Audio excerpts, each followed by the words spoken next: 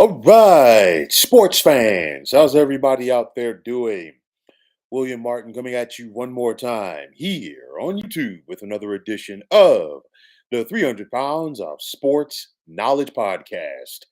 Now, it's safe to say there's no love lost between the Indiana Pacers and the New York Knicks. I mean, the Pacers and Knicks are set to get it on in the Eastern Conference Finals as these two squads met last year in the conference semis. And this is going to be the ninth time since 1993 that New York and Indiana will face off in the postseason.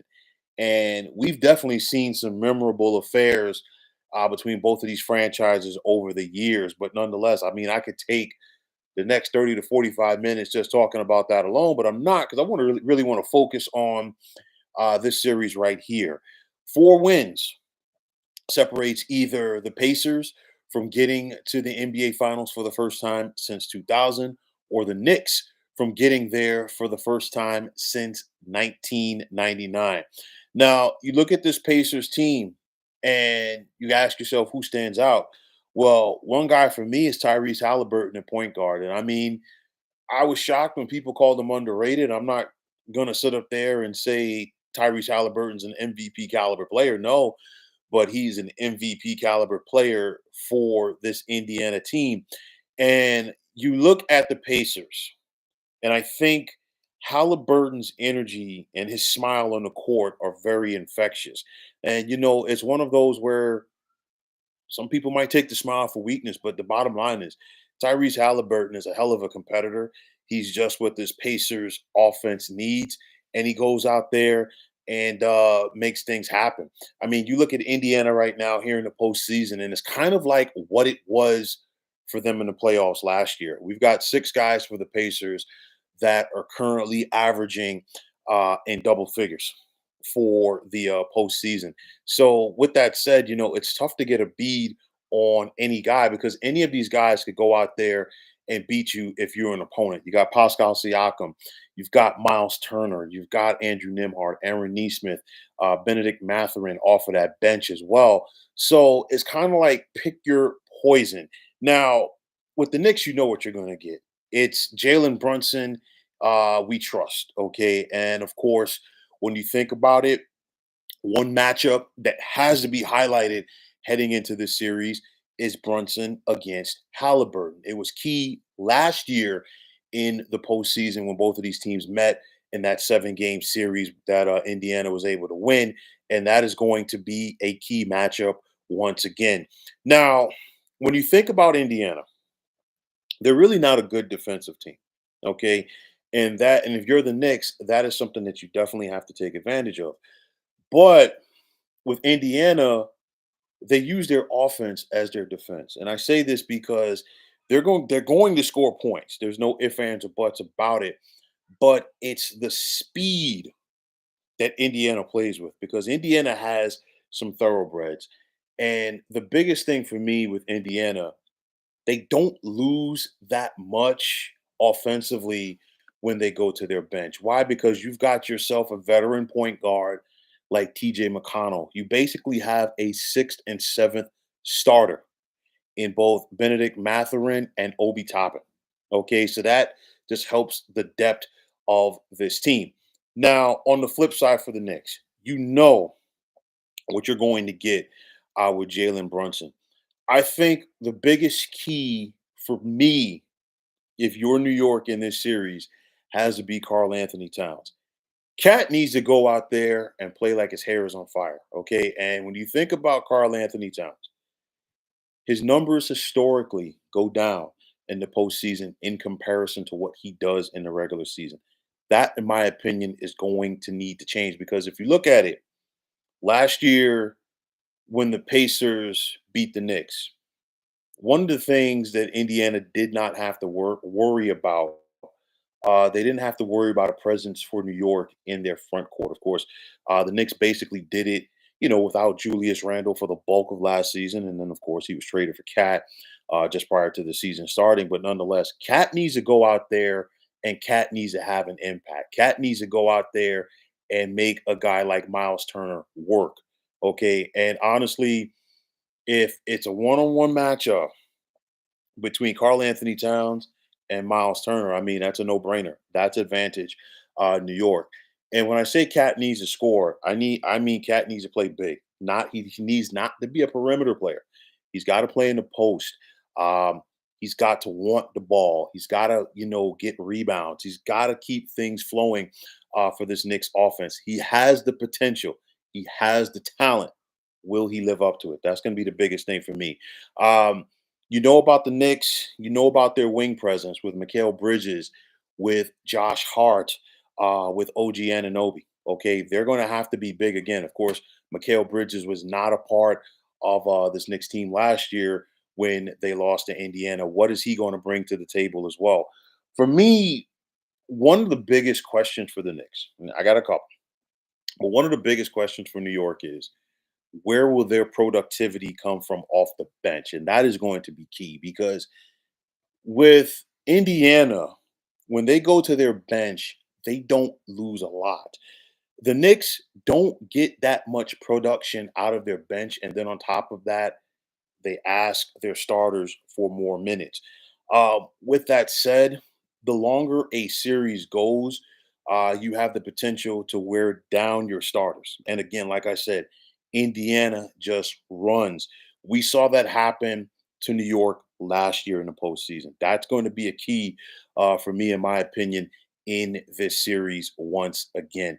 For the Knicks, they knocked off the Boston Celtics. They got to the Eastern Conference Finals for the first time since 2000. Okay. With that said, you went out there over the summer and you geared up your team to go out there and beat Boston, which you did. Okay. We know that Madison Square Garden was buzzing live this past weekend after the Knicks went out there and knocked off the Celtics to get to the conference finals. How much did the Knicks have in the tank emotionally after that? That's going to be a key for me. It's one of those where, okay, the job isn't done if you're New York. You're halfway there to try to win that championship. So let's see, what gusto the Knicks come out with. Both of these teams should be rested. When they take the floor for game number one tomorrow night at the Garden, you figure the Knicks have not played since Friday, so they've had basically the weekend off, while Indiana closed out the Cleveland Cavaliers this past Tuesday. And like I always say in situations like that, is it going to be rest versus rust for the Indiana Pacers when they take the floor? We got to wait and see. I think this is going to be a great series. And I said in the first round, I said the Nuggets Clippers had the potential to be the best series of the playoffs. Okay, I'm going to put this Knicks Pacers series in that category as well.